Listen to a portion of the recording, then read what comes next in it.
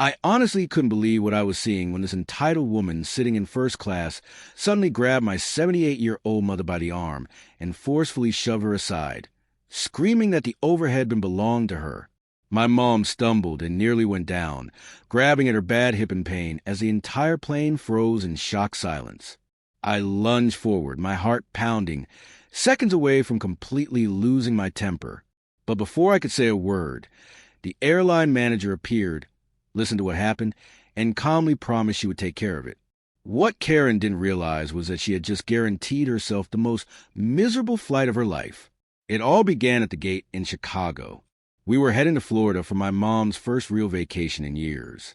She deserved it more than anyone.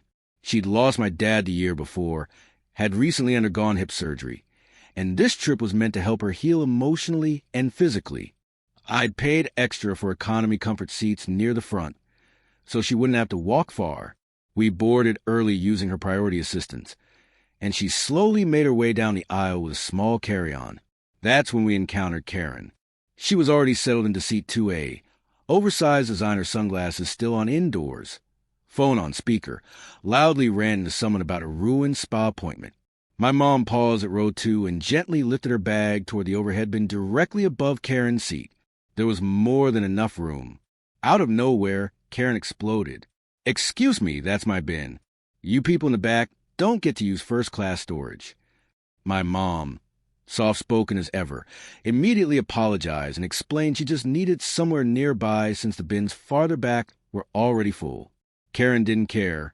Before I could reach them from a few rows behind, Karen jumped up, ripped the bag from my mom's hands, and shoved her hard. My elderly mother lost her balance and grabbed the seat to keep from falling.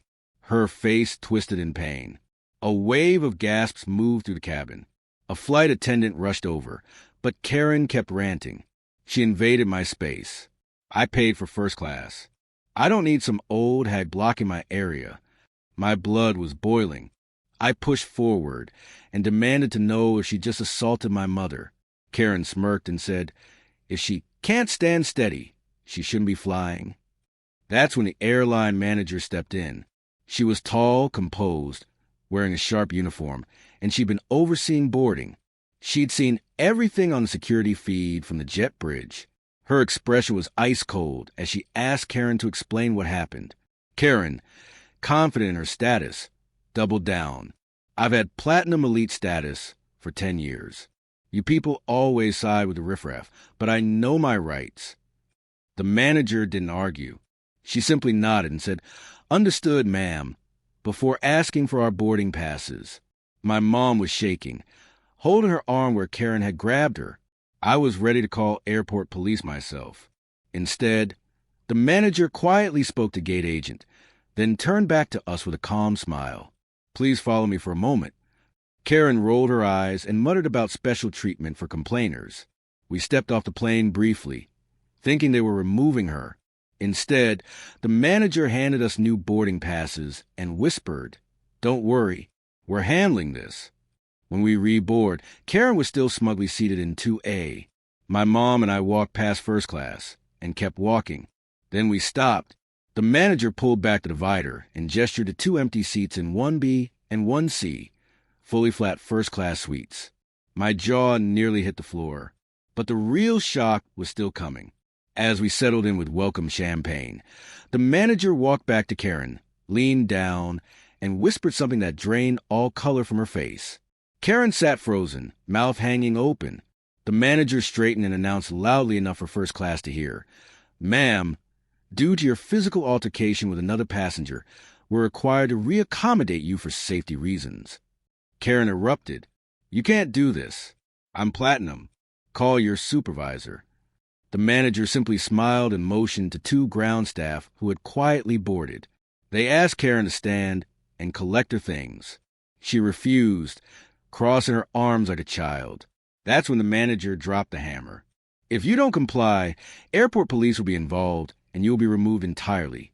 No rebooking, no refund." The cabin went silent. You could hear ice clink in a glass.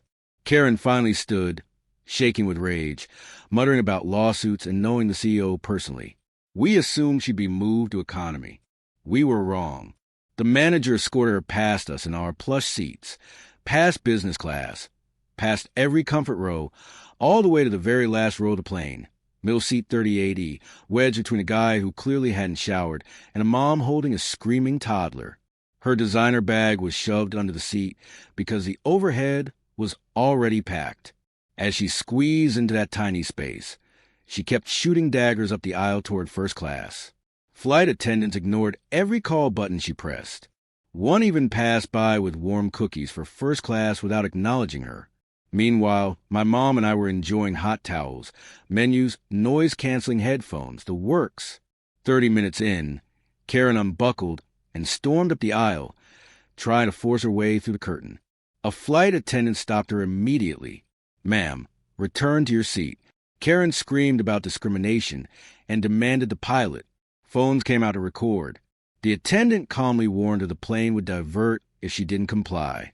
She stomped back, tripped over someone's foot, and nearly fell. The man next to her laughed out loud. She spent the next hour angrily trying to get phone signal at cruising altitude. No luck. The toddler kicked her seat nonstop, while the guy beside her sprawled into her space. She was trapped. My mom reclined fully, smiling softly. "I almost feel bad for her," she whispered. "Almost," I replied. But the final twist came before landing. The manager returned and quietly explained who she was. My mom had been her third-grade teacher years ago, the one who taught her English, fed her lunches, fought for her future. They hugged in the aisle as passengers applauded. And Karen? As we taxied, airport police arrived. She was handed an assault report, placed on a no-fly list, and escorted off the plane in stunned silence. We deplaned first. Justice, it turns out, really does fly at 30,000 feet, and it's sweeter than champagne.